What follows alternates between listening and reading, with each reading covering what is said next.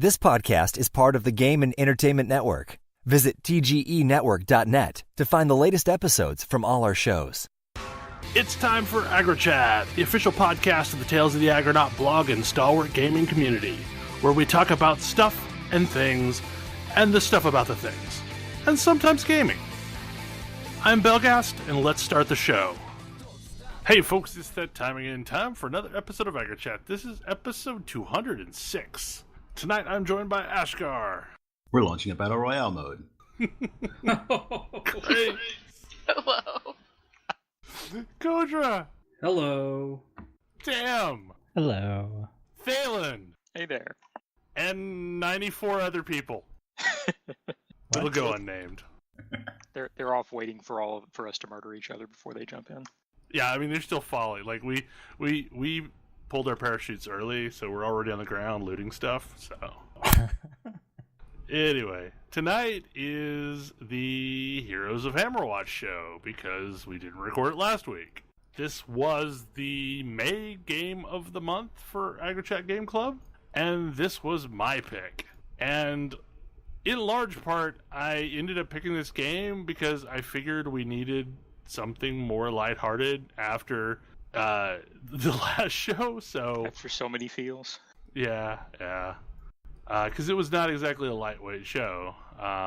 But mostly, like, I went with this game because I remember us playing Hammerwatch and having a lot of fun playing Hammerwatch, and I thought, this new version would be really interesting. And so I guess ultimately, what are people's thoughts? I really like this game. Like, I didn't love the previous one, but I liked this one. I enjoyed and played an awful lot of this game. I liked it a fair bit. Maybe not my favorite game in the genre, but I did like it. I enjoyed playing it multiplayer. Didn't really get into it single player very much. I unfortunately played mostly single player, and as a single player game, it is kind of mind numbing. It felt less interesting than the first one as a single player experience. I didn't really like it all that much as a single player experience, but I loved the multiplayer. This might be a part where we talk about it as a single player experience. I think that all depends on what class you choose. I tried to go melee, and that is a mistake. You should not ever play a melee character in this game. It's not really fun. I had better luck on the levels with the paladin, but I couldn't beat the bosses as the paladin. The bosses were hell on the paladin because they felt like this giant bag of hit points that you had to slowly whittle down because you're not dealing that much damage, but your survival is really good. So I spent most of my time playing the paladin, and I did not actually beat the game. I think I made it 4 bosses in before deciding I'd probably played enough for my own sanity. The eyeball boss. Yeah, I think that was the one that finally did me in. I did not beat the game, but I think I did get to the last boss. So, okay, for someone who may know this, and I obviously don't, and I'm mostly looking at Ash here, was the first one procedurally generated? No. Okay, that's what I thought, because it felt like there were a lot more unique moments in the first one, and interesting puzzles and traps and things like that you had to deal with. I think the first one may have randomly generated some secrets or something like that. No, it didn't randomly generate the secrets. Oh, okay. That was actually a thing I wanted to talk about, but go ahead. Yeah, because the first one required you basically to find all of the secrets. That was an important part of actually beating the game. And this one, I guess, doesn't? I don't know. I didn't actually get that far.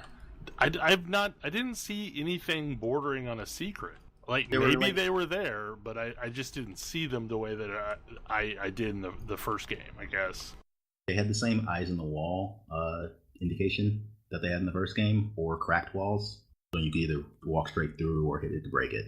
I feel like there's definitely a discussion here comparing the two games on the topic of procedural versus designed content. Yeah. One of the things that I actually think was really good in this game was the fact that there are secrets and they aren't something that is just, oh, I know where the secret is because I've played this game before. Like, you actually have to always be keeping your eyes out for the secret tiles that indicate, hey, there's something here. It had a lot more replayability. Who all got to the end of Heroes of Hammerwatch 1? I did. I was not good enough to get to the end solo. I died to the last boss several times. I did it with my Ranger because Ranger was cheats. Yeah, I did it with Ranger as well because Ranger is cheat.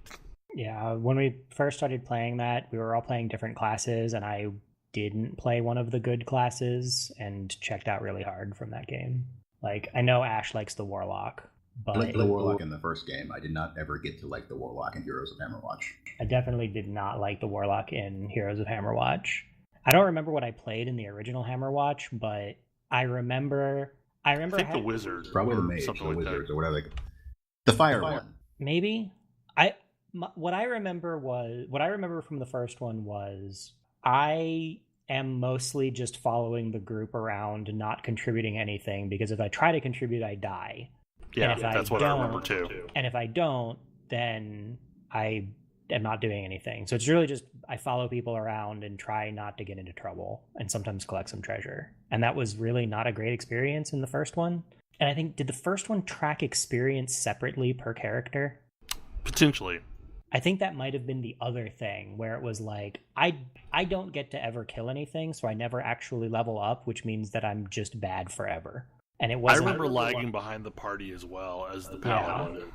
And it wasn't a good play experience because I was like, oh, I'm not a meaningful member of this party.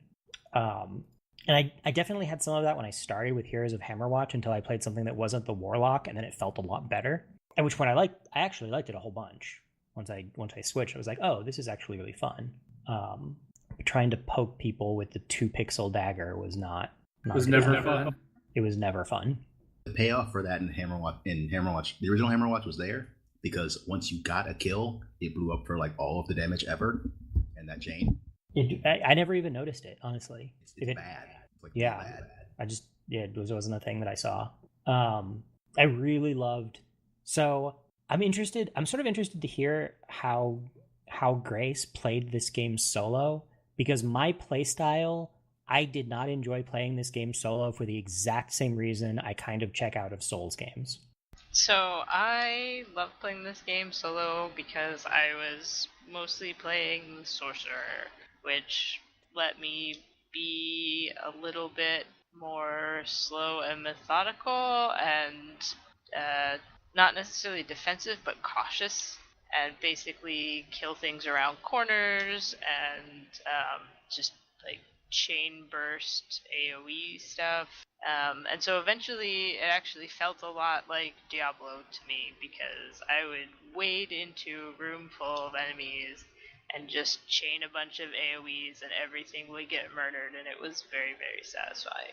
I feel like my solo experience was vastly different in that, like, as the paladin, I could not handle the onslaught of everything on me at once. Like, I could do it for a little bit, but I would quickly get whittled down. So what I would end up doing is kind of ducking around a corner and trying to bait off part of the swarm of things and then burn it down and then go get another few mobs. So it's basically body pulling all of the packs. For me, the paladin was an exercise in walking backwards and being immune to projectiles. Yes, that too. And that second part is why I found it easier to play through the levels as the paladin than the sorcerer. But again, couldn't beat the bosses, so I was more successful with the sorcerer. Yeah, the sorcerer was pretty great at murdering the bosses. I don't know, I guess the other thing was by the point that I unlocked the drinks, I was constantly using whatever the one was that reduces your skill power and gives you huge health restoration. And that, because the sorcerer was so squishy, that really made a huge difference. My experience was that the sorcerer's skills were mostly for control. Yeah, I mean, I was and the using sorcerer's my primary attack was just really good. Yes. And I had heard good things about the wizard, but I never quite got far enough with it to really say one way or the other. I think mine maxed out around 6. I feel like the game was doing something really interesting that Rogue Legacy also sort of did, where it allowed you to basically lock in a certain amount of progress from your runs by sending gold back to town at a really annoying tax rate. I mean, so this is the difference between a roguelike and a roguelite, and I really like this difference. Like, I really like the fact that you can slowly build up, and you're not like just breaking your face against something like that's very hard and hoping that one day the stars will align and you'll be able to win. You'll have that perfect run. Yeah. That was something that I liked. That I did like that. You could always feel like you made a little bit of progress. So And I liked the way that this did it better than, say, Rogue Legacy. Like, that was one that I was reminded of, because Rogue Legacy, any gold you had left when you went into the castle went away. Right. And so it was very easy to end up in a situation, well, I just didn't pull out enough gold to do anything, and now I have to give it all to death, and so screw. Whereas here, even if you got taxed an absurd amount, you sent something back, so at least you had a little bit more. The only thing that annoyed me about the random level design, though, is there were a lot of levels where there was no shaft back to send to town. Or it was blocked for some reason. Yes. God knows why. And it was kind of horrible because it was unpredictable. And, like, you might have just had a really rough time in that level, and now you're having to forcibly push forward with this cache of money and risk losing all of it. So that was actually exactly what I was gonna get into, and why I didn't have a lot of fun playing this game solo. We played a whole bunch. We played like for most of the day in a group, and it was super fun. And I turned around and went right back in and played solo. I made next to zero progress solo, just none. Because the only shoot that I ever got to was the boss one, and I didn't always get to the boss solo as I was figuring out my feat solo. And so I had like 5 or 6 runs where I made literally zero progress, and that's a terrible feeling. Mm-hmm. Yeah. And the other thing is, like, so I don't love playing games slowly and methodically. I like to push myself and take risks. And this game is just like, if you're in a group, you can get away with doing this, and it's fun and interesting. If you're solo, you just die. And it got frustrating being like, all right, I'm gonna like painstakingly position myself so I'm shooting around corners and never getting touched and never taking any risks and not really using most of my spells because they're a bit dangerous to use. Like, I want to go in there and fire off fireworks and blow people up and win, and kind of rely on my like dexterity and speed to win. And like, maybe it doesn't always work out, but it works out most of the time. But every time it didn't work out, it was like, oh, all of your progress is gone. Just all of it. I feel like this is probably a case of Bell couldn't figure out a basic mechanic, but was there a way to go back to town at will? No. Only by Okay, yeah. Yeah, you don't leave until you're dead. I found that a little frustrating because there were times where, like, nope, I think I'm done doing this for a while, and now I'm going to have to go suicide. Yeah. Because I don't really want to do it anymore. I mean, That's actually one thing. But it counts as a death. Also, if you log out, like, if you exit the game while you're still inside the mine, you come back where you left off, so you don't have to die. And you can switch your characters anytime, so there's really no reason to specifically want to die. That part I didn't know. Did not I just know that. tried it once because I was like, screw it, I need to leave, and I'm just gonna log out and see what happens. That's cool to know. I wish that was messaged better, or at all. At all would be nice. Yeah. Or that there was just I'm gonna go pause the game, and when you come back, you return where you left off. Yeah, I mean, I just reached a point where I had just sent my stuff back to town and was like, okay, well, either I'm gonna come back here or I'm not, but either way, I don't care, so I'm gonna shut this down now, and it worked. Yeah. Like, I actually just picked another roguelike sort of game that just came out that it's a similar sort of, going into dungeons and killing things to try and get gold. but it does have the ability to, at any point, you can spend 200 gold to leave. Just leave right then. And Picked up. boy, do I like that. I did pick up Wizard of Legend, which is more of a rogue-like than a rogue-lite, in that you unlock more options, but you don't unlock any persistent power. But that one's kind of interesting because you have a currency you use inside the dungeon, and then a currency you use outside to buy yourself more options. I definitely think that the persistence of progress went a long way towards making me really enjoy this game. Same. Yeah. And I think Valen mentioned this a moment ago, but I really liked, after we played a bunch in a group where I was the warlock and wasn't really enjoying it, I could switch to the sorcerer and immediately pick up basically where I left off. Yeah, because all your town progress is just across all your characters. Yeah, that was awesome. Like, that felt really good. So the town was interesting because it felt like there was sort of maybe a story there, but not really a deep story. That I don't know, like that could have been an extra element that they added in, that like as you're doing your dungeon delve, you're unlocking more information about the town. I mean, like there was something of interest there, but it was like at a very superficial level that, you know, people inhabited your town and they told you things, but it never actually really made much difference. So what classes did everyone actually end up playing? Ranger again, because I knew I didn't have much time with this game, and I wanted to be able to get something that presumably you could get far enough in a short amount of time, and I felt like, once again, Rangers were a pretty big cheatsy option. I think, like, possibly several people, I started with the Warlock and then switched over to primarily the Sorcerer. I tried everything a little bit, but Sorcerer's definitely, I capped it out at level 20. Same on both cases. I started as the warlock and then switched to sorcerer and liked it much better.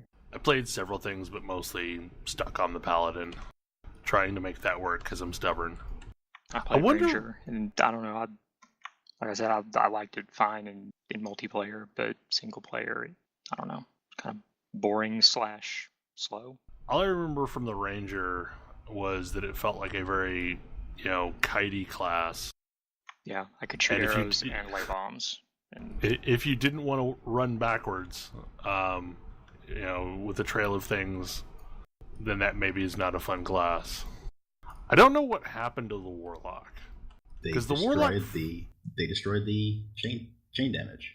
Yeah, it's just like, I don't know why they did it, because like the original Warlock was really fun, and like this is from somebody who doesn't really like castery type classes. It was really fun. Early a caster type class. Yeah, well, yeah, it was more I don't know, it was a weird class.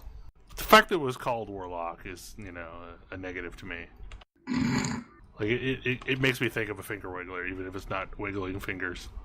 But I just remember being like crazy fun. But it seems like everybody, or like lots of people, tried Warlock this time, and it just wasn't that great. It's got such a small window to hit. Like, the Paladin's melee attack is a pretty decent arc. The Warlock's melee attack feels like it's 1 pixel. Yeah. I mean, that was true in the first game, too. Just the payoff is not there this time. Right, I guess. You're not doing amazing things with that 1 pixel. No, you're not. So it's been a really long time since I've played the first Hammerwatch. Did it also do the Ikari Warriors thing, where you're steering with your mouse, or you're rotating with your mouse, and you're moving with WASD, or the 2 joysticks, that thing? I don't remember if it did or not. And I call it the Ikari Warriors thing because like that was the first game I ever played that had that sort of mechanic going on. See, I generally think of either Robotron or Smash TV, but yeah. Yeah, a similar thing. Yeah, I never played the original, so I don't know. This is the part where you get mad at me when I say I think of Geometry Wars. You're young, it's okay. It's not a mad, though. Speaking of that, did anyone play, what's it called, with a controller? Yes. I did both. Like, I played some with mouse and keyboard, and I played some with a PS4 controller that was mapped to DX input, so... Yeah, I I definitely played with a controller. Same. I think it felt better with a controller, so that's what I ultimately played most of it with. I mean, that's not to say that keyboard and mouse wasn't completely playable. It's just I don't like it felt more natural with controller. I found it less natural with controller. Oh, interesting. Yeah. I never remapped my controls, but I always felt like I should have, because I think I would have liked playing it with a controller more on the face buttons than using the shoulder buttons for attacks. I know that some of the like special attacks got a little weird for me. Like what button I was pressing to do certain things felt a little off, but never so much that I noticed it. Or exactly enough for me to notice it, but not enough for me to not use the controller. I just sort of got used to it. And again, maybe it's because I haven't played much Ikari Warriors or Geometry Wars, but I could never get...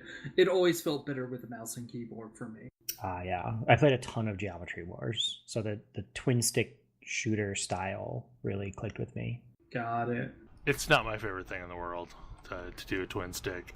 It's part of why I liked playing the Sorcerer, because most of the time it didn't matter at all what way I was facing. I liked all the bouncy attacks on the Sorcerer. Facing on the Paladin was super important, because you needed to not take projectile damage.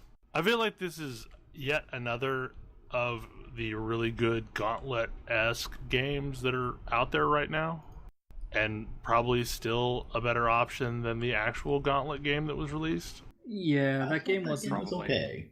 It's fine, but it's like, I think this was a better version of Gauntlet. I don't think I played that one. Probably should have. It was not great. One of the gaming services gave it away, and I don't remember which. I don't know if it was PS4 or if it was Xbox. I think it was PS4.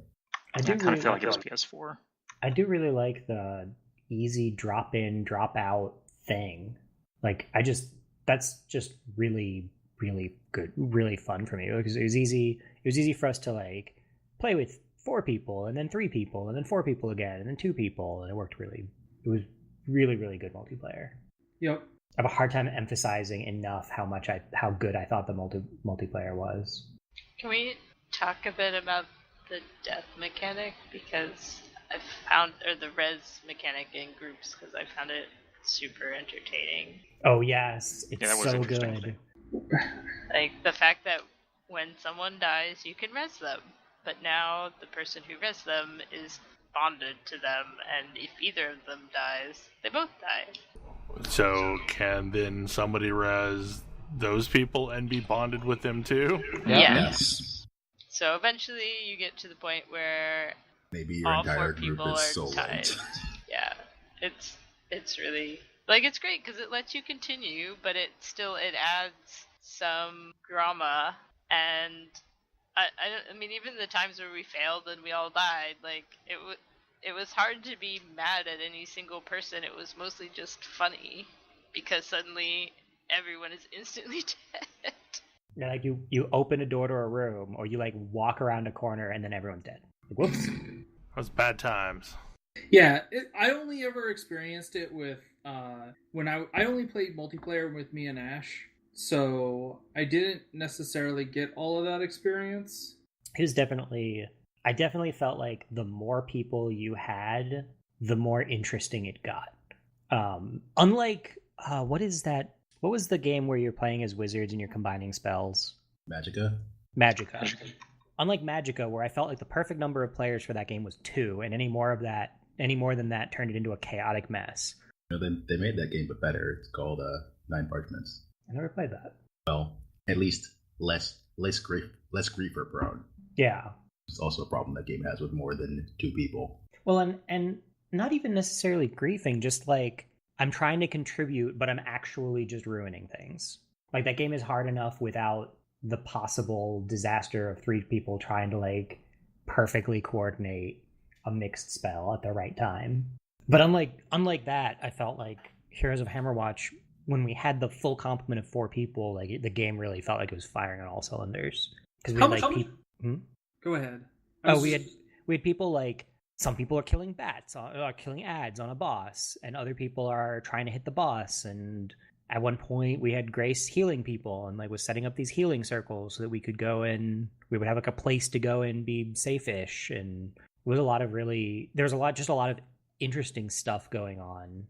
I definitely felt like that priest class was unplayable outside of a group, but it was very fun in a group. Yeah. How much harder does the game get as you add more players? Does it ramp up sufficiently?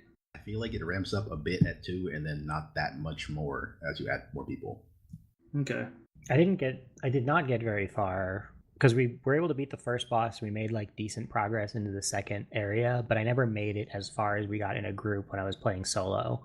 Yeah, I made it past the first boss once solo, but yeah. With the Paladin, I mostly skipped the first boss solo because the Paladin could clear the room you had to do that fairly easily. Mm. I tried that once solo, and I almost beat it. Sorcerer's a little squishy for that. Sorcerer's a little squishy. I couldn't do that as a sorcerer. It really only would have been. It was only the skeleton archers that got me. I could definitely get myself basically up to the last set of levels using the portals, which was useful because I'm not sure I would have had the time to get to the last boss if I hadn't skipped. But you do miss out on, a lot of obviously money and ore and just loot that's super helpful by doing that. Yeah, I used the portal to skip the first boss once solo, and I did successfully skip the first boss, but then I died before I ever found a elevator to send money back. So I was like, well, that entire run was totally wasted. So yeah, just fight some weaker monsters and maybe get some gold. Yeah, I never unlocked any of the other characters either. I don't know what you had to do to make that happen, but it never happened for me. I saw the thief, but I never managed to rescue the thief. I always died before I could get him out of this freaking cell. Yeah, I rescued the thief. Was the thief any good? No, not really. I feel like the Hammerwatch team has an opinion about ranged versus melee classes and which one you should play. Yeah. I mean, while I think it's the right opinion, it's also It probably a little opinion. excessively executed here. It is not the right opinion. It makes me a little sad that, okay, the Paladin was doable, but man, it was not a really fun experience. I did so out of stubbornness, but yeah, it just was not the best experience in the world. I don't have any problem with being like, no, you should play a ranged class, then just don't make any melee classes. Yeah. Like, that would be fine. But don't let people play the wrong answer. Yes. That's the thing that drives me insane about certain designs is oh, so you've given me the illusion of choice, but really there's one correct answer and I didn't do it. And now I'm not going to enjoy myself. Because if the Warlock and Paladin had a frontal cone attack arc, like, I don't know, Link from Zelda. Paladin does, which is why I found the Paladin reasonable, and the Warlock is not. Yeah, I can see that then. If frankly, I think the Warlock should have that, and the Paladin should have that plus, I don't know, shielding or whatever. Do that without Paladin losing shield work more than 25% of the time against melee attacks? Yeah. And that would also be much better. Yes. That's bad. It's real bad. 100% of the time against projectiles, 25% of the time against melee attacks, or something like that. The Paladin would honestly feel amazing if it was just Zelda or when Link gets the Master Sword and then can throw arcs off of it. Yeah, or okay, your shield is 100% it blocks 100% of incoming attacks as long as you're not swinging your sword. I mean, or reflects attacks. That's another way of doing it. But yeah, there's definitely a deep bias against melee classes in this game, and I can see the Warlock. I feel like the Warlock should be one of those. Did you want to play something harder? Play this class. Unlock it later once you've played a more reasonable class. Warlock as and I didn't play Thief, so I can't really speak to it. The mercenary and Risk of Rain. Yeah, oh hey, did you want to play this game on hard mode? Okay, here's a class that's categorically worse than the other classes for you to challenge yourself with. Cool. That I don't have a particular problem with that. But hey, we're gonna present these 4 classes as purportedly equal. Two of them are absolutely not even a little bit. And I never found the, what was it, Archmage? You start with the sorcerer, and I think you get the wizard or magician. I think it's wizard. I think He's it's basically wizard. a fire mage. The fire guy, yeah. I never got the fire guy, but seemed like it might be fun. It was fun. It was not as easy as the sorcerer because you didn't have your primary attack bouncing around, and it was definitely, even more squishy than the sorcerer. So that was a little rough, but it was fun. And if I had more time, I probably would have also leveled that one up. Yeah. Oh, a thing that it doesn't do that it should. That is a very small detail. There's a small bit of genius design in Legend of Zelda games. Particularly, I'm thinking of A Link to the Past here. Because there's a lot of obvious parallels between this and A Link to the Past in terms of gameplay. When you take a hit in Heroes of Hammerwatch, you take a hit and nothing else happens.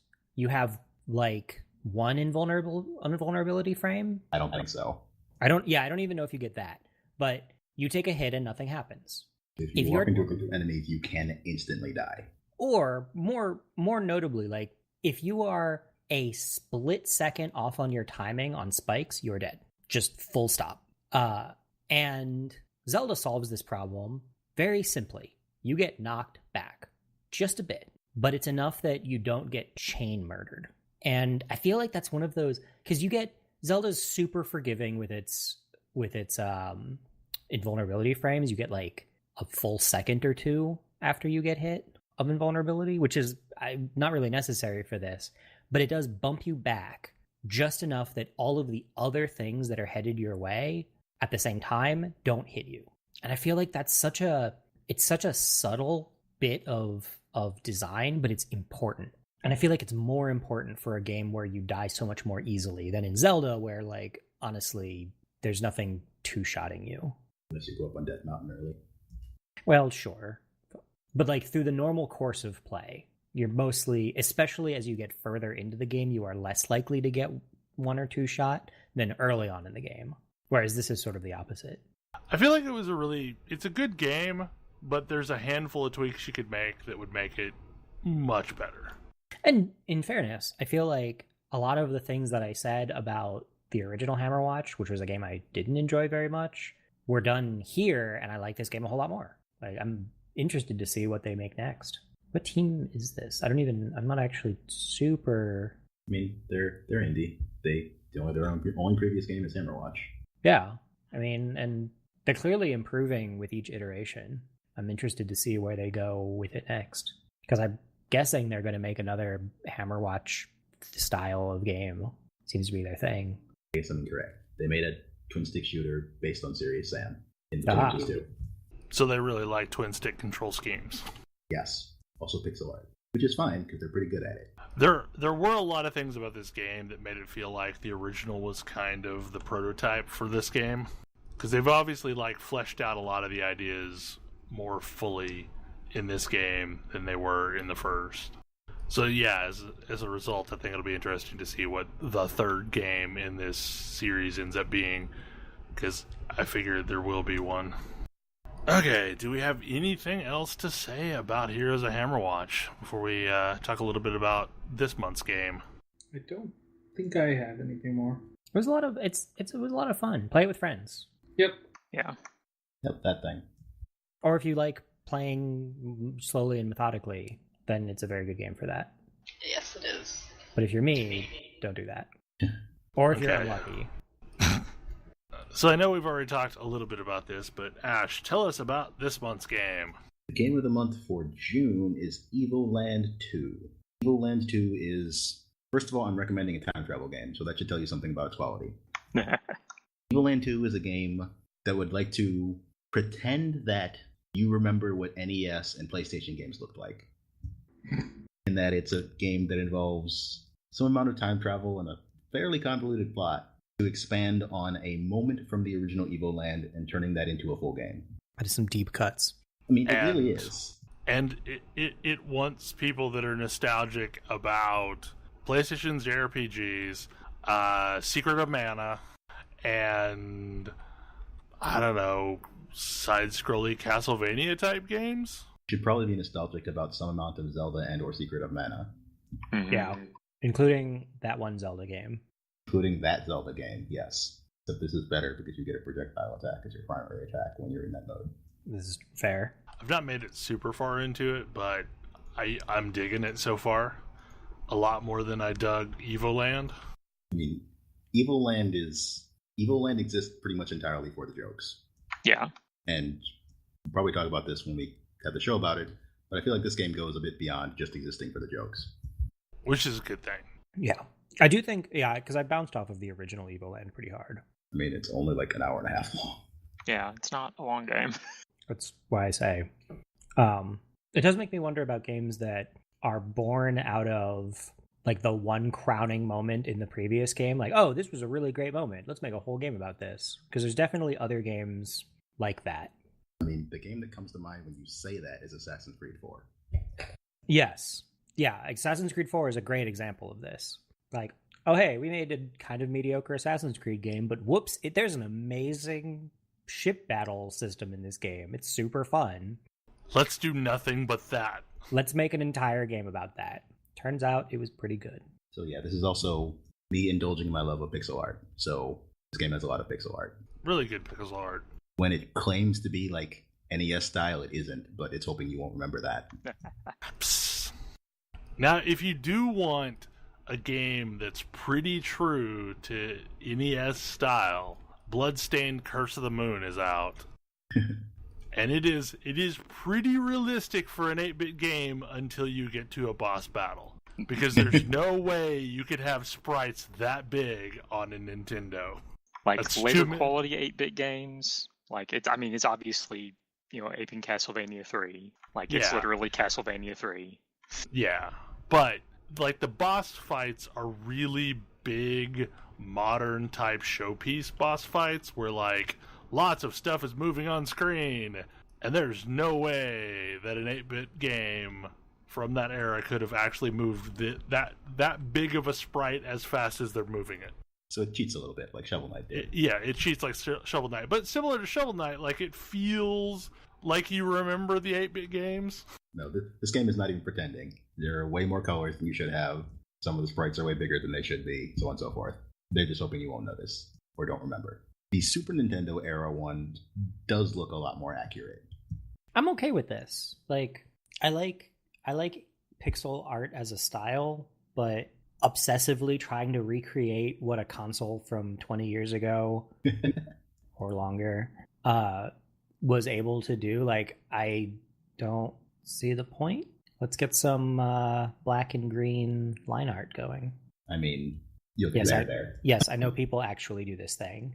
I was more referring to Evoland too.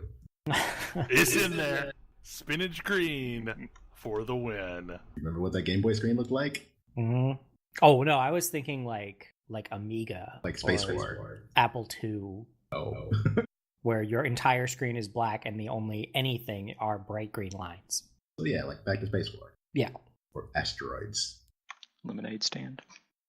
Anyway, so in a little less than a month, we will be talking about this because, it is actually June now. June.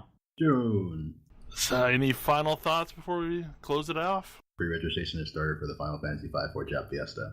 Ash really likes it when people play this game. You'll hear more For about that charity. next week, I'm sure. Be like Ash. Register for the new play style that we don't know what it is yet. If you don't do that, I think it's a bad idea. I realize What? I did it, but I'm not going to recommend that other people do it.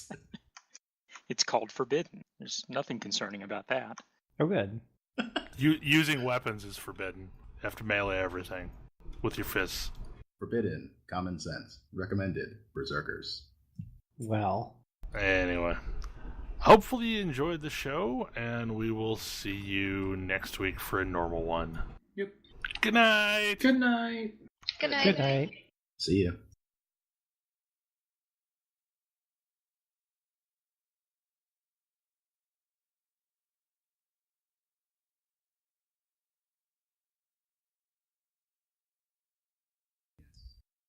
Well, like, it's been telling me to upgrade it for, like, months. Oh, okay. And I've just Yes. said no, because, like, I don't want to mess with this before a podcast. But it came up about an hour early, so Sure, I'll go crazy. And now I'm recording things and words. Hooray. Words and Checking of stuff. sound. Also, Okay, the Final stop Fantasy it. V Forge Up Fiesta. Talking. There's definitely words. Wait, so Ash is going to plug about the Forge Up Fiesta?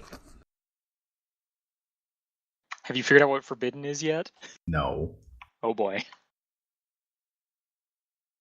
Okay, closing us off.